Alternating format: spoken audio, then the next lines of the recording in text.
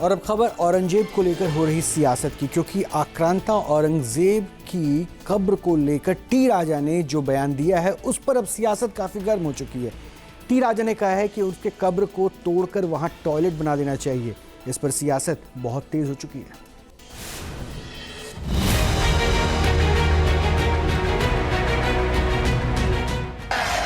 अरे जिस औरंगजेब ने मेरे संबा को तड़पा तड़पा कर मारा, महाराष्ट्र की पवित्र धरती पर मेरे छत्रपति शिवाजी महाराज के बेटे संभाजी महाराज को जिस औरंगजेब ने तड़पा तड़पा कर मारा, उसकी खबर तो क्या, खबर के नीचे 20 फीट तक मट्टी तक नहीं रहनी चाहिए हमारे इस महाराज को।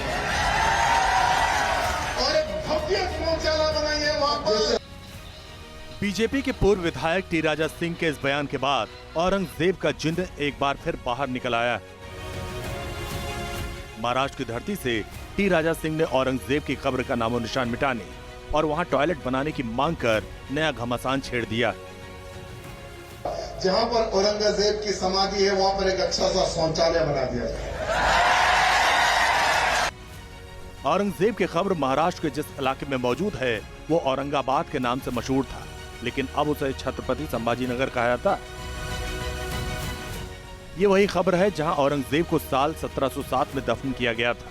औरंगजेब की यह कब्र खुले आसमान के नीचे है और इसके पीछे भी एक कहानी है।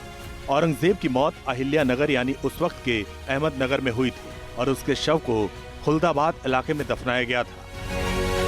इस कब्र को हटाने की मांग महाराष्ट्र में पहले से ही उठती रही है, जिसे टी राजा सिंह ने हवा दे दी। लिहाजा अब सियासी वार पलटवार का दौर भी शुरू हो चुका। घटिया निंदनीय सोच है इस प्रकार की बात करना कि जो गलत अल्फाज किए गए हैं। मैं फिर से कहूँगा कि हमारा मज़हब तो ये नहीं सिखाता कि किसी के दूसरे के मज़हब के बारे में गलत अल्फाज कर करके उनका अपमान करें, लेकिन हम ये भी चीज़ हमें बर्दाश्त नहीं है कि आप हमारे मज़हब के सिलसिले में गलत अल्फाज कह करके हमें वो करो। तो ये घटिया निंदित सोच इस प्रकार की जिन लोगों की है गलत है और मैं उसकी कड़े शब्दों के अंदर निंदा करता हूँ, मजम्मत करता हूँ।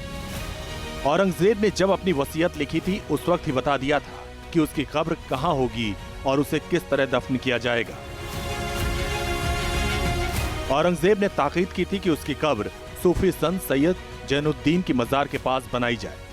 दरअसल औरंगजेब सूफी संत जैनुद्दीन को अपना पीर मानता था। औरंगजेब ने वसीयत में लिखा था कि उसके मकबरे को बेहद साधारण तरीके से बनाया जाए, जो सादा और सफेद रंग का हो। औरंगजेब ने यह भी ताकीद की थी कि उसके अपने कमाए पैसे से कब्र का निर्माण कराया जाए। कहा जाता है कि औरंगजेब ने कुरान लिखने और टोपी सिलने से करीब 14 रुपए की कमाई की थी। दावा किया जाता है कि उस पैसे से ही औरंगजेब की कब्र बनाई गई थी। औरंगजेब की कब्र को लेकर विवाद पुराना है, मगर इसे लेकर अब नई बहस शुरू हो चुकी है।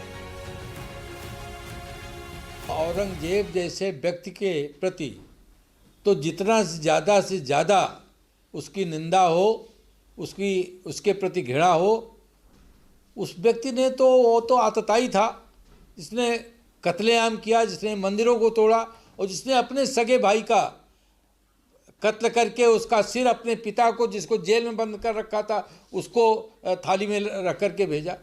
ऐसे व्यक्ति का अगर जियाउर रहमान बर्क उसके समर्थन में खड़े हैं तो मुझे लगता है कि वो तो इंसानियत का समर्थन है नहीं, वो तो दानवी और राक्षसी प्रवृत्ति का समर्थन है। मुगलों का इस देश से खात्मा हो चुका है, लेकिन नाम और निशान अभी भी सांसें ले रही हैं।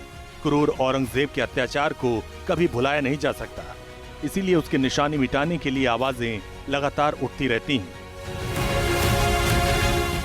Team news nation. जहां भक्ति है हर शब्द में, कथाओं में छुपे हैं दिव्य रहस्य और ज्योतिष देता है जीवन को दिशा। धर्म से जुड़ी हर बातों को जानने के लिए हमारे चैनल स्तुति को सब्सक्राइब करें। चैनल पर जाने के लिए इस लिंक पर क्लिक करें।